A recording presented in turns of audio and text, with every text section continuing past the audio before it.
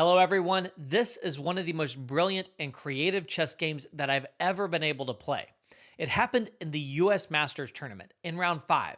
I was playing against FIDE master Andy Lin, and he had the black pieces. He played the Sicilian defense and he played the poison pawn variation of the Sicilian defense. It is a legendarily sharp opening and a favorite of Bobby Fischer's. Now, I was honestly enthusiastic to be able to play this opening in a classical game because I don't get it too often. But at the same time, my theoretical knowledge was pretty shaky, so I was optimistic and enthusiastic to play it, but also quite uncertain and a bit nervous. Now, in the critical moment, I played a brilliant rook sacrifice and I got to follow it up with a shocking quiet king move. But my opponent also defended well, which created a sharp position where we each had opportunities. This was not a perfect game, but I believe it was brilliant in moments from both me and from my opponent, and I really hope you enjoy it. I opened the game with e4, we get c5, knight f3, d6, d4, cd4, knight takes d4, now knight f6, knight c3, and pawn to a6. So this is the Najdorf Sicilian, and after bishop g5, we are set up to go into the poison pawn if my opponent wants to. Normally, my opponents do not want to get into the poison pawn because there is so much theory and it is very dangerous for black, even if black's position is objectively quite playable and even theoretically pretty good. After bishop g5, my opponent plays pawn to e6, I play f4, and we get the inclusion of h6 and bishop h4. Normally, h6 and bishop h4 isn't included, but you absolutely can include it and then go queen b6 if you want to. This is the trademark move in the poison pawn Sicilian, and it's called the poison pawn Sicilian because black is going after this b2 pawn. Black intends to capture the pawn and is pretty committed to doing so after playing queen b6. And for that pawn, black is going to come under a significant attack. Now, it's not just that black is being greedy. I would also credit black for playing in a way that is going to create a lot of weaknesses in the white camp. So if you can snag the pawn and survive, you will have a tremendous and probably winning position. So after queen b6, I play queen d2, which is pretty much essential at this point, and black has no choice because if black allows me to castle in this position and not sacrifice the pawn, I am just going to be doing super, super well. So having played queen b6, you need to play queen takes b2. My rook is under attack, so I swing it over to b1 and push the queen over to a3. And in this position, there are two theoretical moves. Now, when I was a bit of a younger player, f5 was basically the only move that was considered here. And it is absolutely possible and also very theoretical, but I've never really liked the opportunities that come after f5. These days, the theoretical option is pawn to e5, which is much, much sharper. I like it a lot more. There are a lot of ways to blow your opponent off the board if they make a small mistake. And I think that you get some longer term structural advantages from this big pawn on e5 and often from creating weaknesses in the black camp. So after pawn e5, we get pawn takes e5, f takes e5, and pawn to g5. Black can often change the move order around, but this is a very viable move order for black. Now, in this position, if I retreat my bishop, I've lost a lot of my pressure, and I need here usually to capture on f6. Black then gets to capture on h4, and it's good to pause for a moment and assess this position. So, I am generally better developed and probably have a safer king. I just need to move this bishop, probably to e2 and castle, and I will have completed development and all of my pieces will be very active. On the other hand, black still has the extra pawn and the bishop pair and a good solid structure. If I can't break through with sacrifices, then black's pawns do a good job of controlling the position. So it is a very dynamic and imbalanced position, and the computer is basically saying that this is about equal.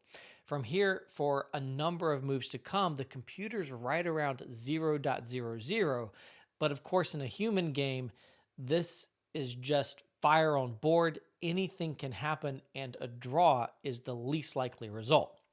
So after g takes h4, I play bishop to e2. My opponent plays queen to a5, creating a sort of pin here that ties me down a bit. And of course, the queen also controls the fifth rank, which is really, really nice. And the queen can easily come back here. So a very multi-purpose move. I go ahead and castle in this position. My opponent plays knight to d7, a good developing move, sometimes with an idea to go get this pawn. I play bishop to f3, putting some pressure on b7, and obviously the bishop is pretty nice here. At this point, my opponent could have captured on f6. The computer actually quite likes this move, but it gets insane. I'll just show a couple of moves. Knight c6 here. Of course, capturing allows bishop takes when there's a fork. You're hitting the queen here. The queen can pull back. And then you have queen d4 when you've got massive pressure here. And evidently, black should play pawn to e5 when the computer thinks that at most white is a little bit better. But again, fire on board, and this feels really promising for white. It's so hard to play these positions as black. Instead, my opponent plays pawn to h3, which makes a lot of sense. And you kind of expect black to throw in pawn to h3 at some point in these positions because it's going to open up this king a little bit, or if you play pawn to g3, then this h3 pawn is certainly better than it was on h4, and there may be some mating ideas or some counterplay that occurs as a result of getting to include pawn to h3 and pawn to g3. So, of course, a question here is, do I take time out to play a move like that, or do I just leave this pawn here? And I choose to leave the pawn there, which is very, very common. But in this position, I'm not just going to leave the pawn here. I'm actually going to uncork something really, really pretty. So after h3, my spidey senses were tingling, and I felt like there might be an opportunity in the position. I spotted the move I'm about to play, and after digging in a little bit, I saw that it worked, but I was a little frustrated with my opponent's available defenses. The move I played, which is the computer recommendation, is knight to d5. So this move is really, really beautiful and a lot of fun. Now, after knight to d5, the point is that I am sacrificing the queen right here, but if you play queen takes d2, I have knight c7 check, the king moves over, I play knight takes e6 check. After pawn takes, I have another knight to capture. The king has to go back now to e8, and bishop h5 is checkmate. This is such a beautiful checkmate. I was so excited by this idea. And we did get to turn this into a daily puzzle later because it's such a nice checkmate. I think in the daily puzzle, we got to set up a queen takes e6 version of the sacrifice. So knight d5 with this beautiful idea of a knight c7, knight takes e6, forced checkmate. But unfortunately, my opponent does not have to take my queen. And it is certainly not best to take my queen and allow checkmate. The right move is queen c5. This is the only move that black can get away with in this position. Everything else is dead lost. But unfortunately, this is still 0.00 according to the computer. It's very frustrating here that my knight is pinned to my king because I really want that knight to be able to play moves like knight takes e6, which would blow up the black position. So after queen c5, I played my rook over to e1. The computer says this is a little inaccurate and it preferred to play the other rook to e1, but I felt like I was better off having rooks on b and e files rather than on f and e files, and it's really hard to evaluate continuations like this. So after rook over to e1, one obvious ramification is that I've pinned this pawn, so you can't capture my knight. Now, the move my opponent plays here was actually one I anticipated, but it's still super surprising. And it's another one that the computer is saying pretty much best. You could also play bishop d6, but only bishop d6 and king d8, as played by my opponent, work in this position. It is insane to me that you would play king d8, that your king is under fire in the middle of the board, and you would give up castling rights. You wouldn't develop anything. But it turns out that this move is right. I cannot really make effective use of the d file here. And this adds a threat here to simply capture the knight. And there's also an idea of knight takes f6. There's a lot going on, but this is one of the best moves that black has available. Now, if I want to be patient, which I'm often a relatively patient guy, but not in this case, the move would be knight to e3. I retreat my attacked knight and I break the pin on this knight. But after knight e3, the knight doesn't feel really good on e3. It's getting in the way of the rook. It's getting in the way of the queen. I'm still sort of pinned over here. So knight e3 is about equal, but I couldn't bring myself to play this. I really felt like the moment was now, and I was looking for something more aggressive, and I found rook takes e6. This was a move I really spent probably too long analyzing. It felt like it could just lose by force. I spent a lot of time considering whether or not I would actually play this rook sacrifice. I could see that it was really, really tempting. I really, really wanted to do it, but it's so hard to justify. Ultimately, the computer says that this is an accurate sacrifice. It is sound, but the position remains 0.00. Now, after pawn captures e6, which my opponent does play and pretty much has to at this point, unfortunately, I can't play knight takes e6 with the royal fork. That's obviously the move that you want to play. So in preparing to sacrifice my rook here, I had to appreciate that the move I want to play is not possible. I don't have a good follow-up, and I have to play king h1, which is another brilliant move in this position, and it is the correct follow-up to the rook sacrifice. To my mind, it was so satisfying to be able to sacrifice a rook and then play king h1. That is honestly the ballsiest move I've ever played in a chess game, and I'm so happy that it worked out. But of course, things are still really, really murky. After king h1, the point is that I am threatening this massive royal fork, and black is still in trouble here with the king stuck in the middle of the board and a lot of pieces, both bishops and both rooks, undeveloped. So after king h1, we see knight to e5 from black, and this is the only move that works. Everything else is losing, so knight e5 is the right move. This allows a number of things like a threat to capture here, an idea to capture here. Most importantly, it defends the e6 square, so there is no royal fork, but it also opens up the king. So I have two knights in the way here, and the obvious solution here is to move one of the knights, so then I will be threatening a massive discovered check with the other. That is what I do, but I picked the wrong move with a knight. I play knight to b6, and we'll get into this move and why it's a mistake later, but as tempting as it is to attack this rook in the corner and prepare these massive discovered checks, it's not the strongest move because the knight is going to get sidelined here and black can consolidate. Instead, the right move, keeping that 0.00 valuation, is knight to f4.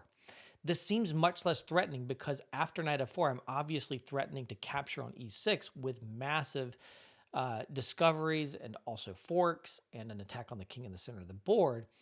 But I'm not actually threatening anything other than the e6 square. I don't get the advantage of attacking the rook like I do after knight b6, but it turns out this move is so strong, it doesn't matter.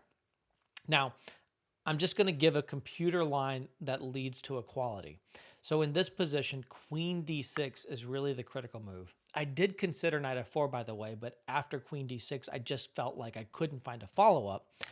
And you can here play queen to a5 check. You're still down a rook, king over, bishop h5 check. This move is key in so many variations. It's not checkmate because the knight can block. Knight to f7. Bishop takes, king takes, then the queen can come over. I'm pretty sure this is one of the critical moves that I missed because it's hard to imagine the queen jumping over to a5 and swinging all the way over to h5 after sacrificing your bishop. King takes, you're still down a rook here, and evidently this is a draw by perpetual.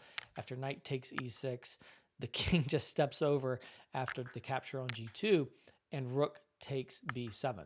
King d8, knight takes, and in this position, actually, you get down here, and then king takes g2, king takes c7, and like I say, the queen is able to give a perpetual against the two rooks and the bishop. That's just a mind-blowing line. It's so hard to imagine coming close to seeing that, and there are other complex lines as well. Because I couldn't find a direct kind of finishing blow after knight to f4, I did play the knight b6 move instead. Again, my opponent needs to play queen d6, which was also the right move after knight to f4. So now I get to play knight takes a8. I've got my rook back. I'm no longer down material at all. I even have my pawn back. It should be good for me, right? It turns out that it's not so simple. After I've cashed in, unfortunately, my pieces are a bit disorganized. My king is also in trouble because of this pawn on h3. My opponent has the bishop pair, and actually black is better because of one critical line. Knight takes f3, pawn takes f3, e5, the right move, looking to kick this knight out, and also opening this bishop here. Now, of course, I don't want to move my knight and allow a queen trade, because then I'm just going to be in an endgame where all of my advantages are useless and my opponent is doing super well. So I have queen a5 check in this position. My opponent moves over with king e8, knight to b6. Now, in this position, I'm threatening the bishop over here, so that gets me out of the fact that I'm under attack on d4 because I'm counterattacking the bishop. Queen takes d4, so I take that bishop. And in this position, my opponent had a winning move, or close to winning, a very strong move. It's a good moment to pause your video if you want to try and see if you could have found this move in a game.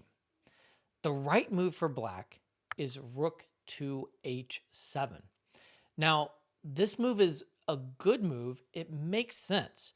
A key point is that you are controlling f7, so I don't have f7 check, which comes up in a lot of lines, and you're defending b7. But it also seems like this move is fairly slow. It's very surprising that it would just be winning, because black is consolidating everything, and I have so many problems like my knight being stuck on the edge of the board, and also my king is in a lot of trouble down here on h1. I'm not surprised my opponent was looking for something other than rook h7, and it takes a computer to say, hey, this move is so good that in this still very complex position, black is going to be winning. But evidently that's the case. Some other lines that were worth looking at, and we were both paying a lot of attention to some forcing and dangerous moves like queen f2 here, which threatens mate both by playing queen g2 and by playing queen takes f3.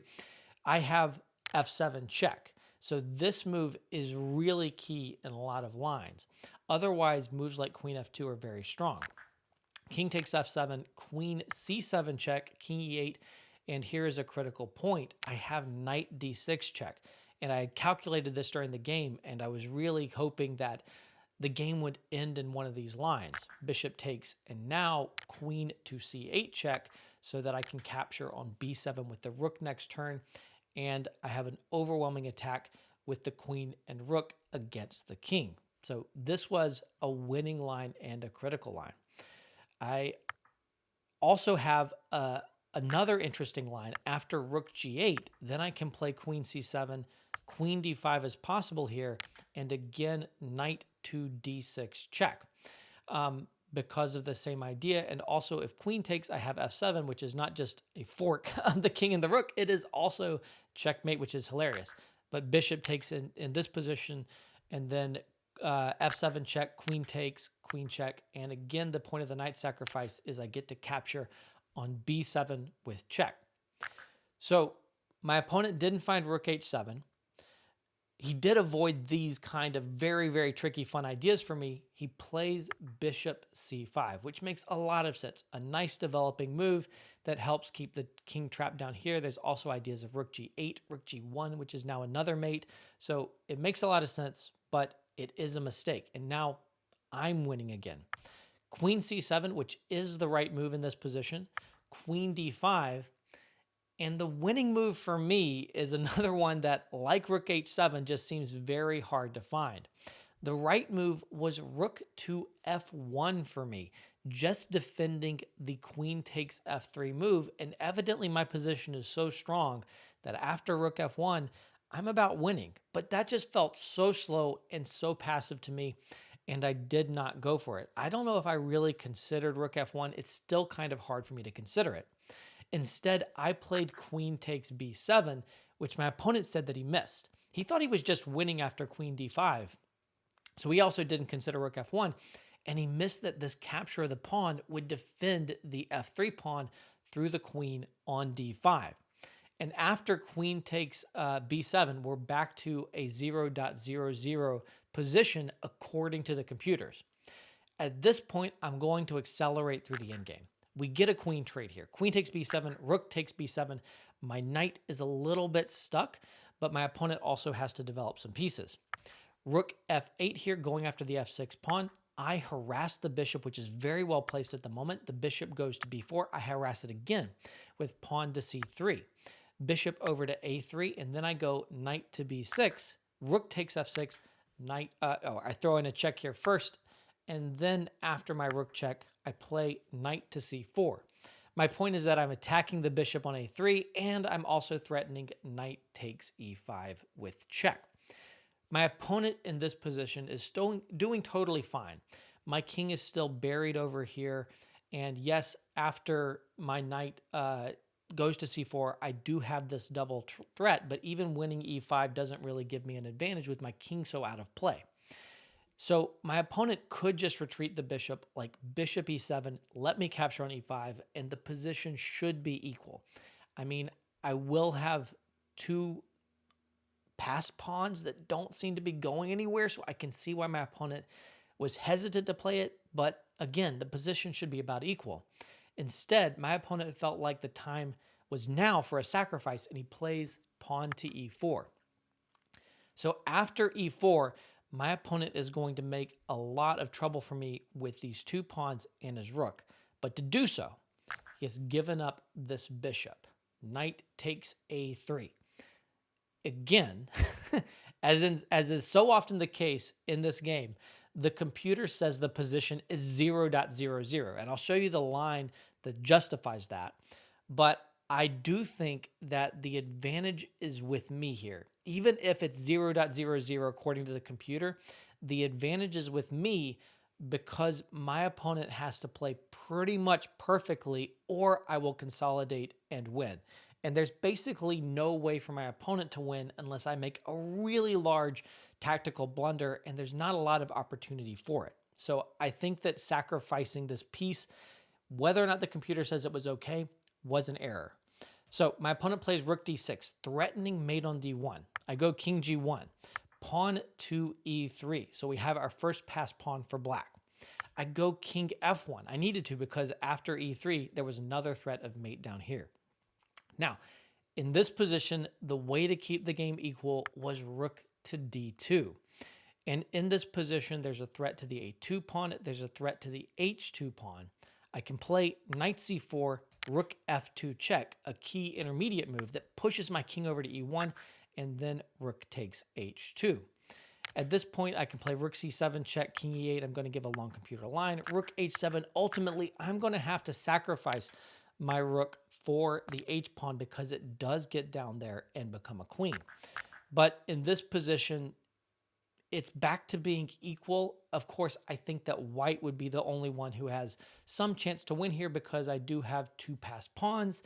I don't think my winning chances are very good or very realistic, but I should never lose against the lone a pawn when I've got two pawns for the exchange here. In any case, my opponent did not play rook to d2. Instead, my opponent played the very natural rook to d1 check. Again, he's going after the h pawn, but this is the wrong way. This allows me to consolidate. So king e2, rook h1. And king takes e3, rook takes h2, and I have to get my rook back to stop the pawn, so I play rook over to b8 so my rook can come back this way and will be able to bury itself on h1, which is what happens. Rook takes a2. I need to move my knight over, and so I do. Notice I was threatening knight to g4 check and knight to e5 check, and then knight to g4, stopping the pawn, so the pawn needs to run. The rook comes back to b1. Rook over here, threatening rook g1 and promoting, but I play rook h1. My opponent is still hoping here that my rook will be so buried that he can draw, but it's not the case. I can slowly untangle here, and I do. I don't know if I do the best job, but I start pushing the c-pawn, which is very, very effective in this position because as the king heads over to stop the c-pawn, I get some good knight checks, and I have ideas like knight f2 and other things. So c6 in this position, the king runs back. I play c7, the king steps over to d7, and in this position, I move my rook out, and I threaten simply promoting with check. So the rook steps back to block. If the king goes back, then I can bring my knight up and threaten a check to secure the promotion. So I still move the knight over here, and in this position, it's basically over. Rook over, I bring my king over. My king is going to just hoover up this passed h-pawn over on the other side of the board. Rook over, my king comes over, and now I just trade and I play in this position knight c3. At this point, my opponent did resign the game because this pawn is falling. If it pushes one square forward, I will go check, then I'll pick it up. I still have my f pawn, which is enough to win the game. This pawn is also falling, so I will keep an extra knight and a passed pawn. I will pick off his lone remaining pawn, and he gave up in this position. This is a really, really fun game. Computers poke holes all over the place with games like this, but I don't really care. I thought there were so many fun ideas, and getting to play knight d5 in this game, getting to play rook takes e6, and getting to follow up with a quiet king h1 was a joy that I will not experience again anytime soon. I hope you enjoyed the game. Please leave a comment, share your thoughts, and I'll see you again in a future video.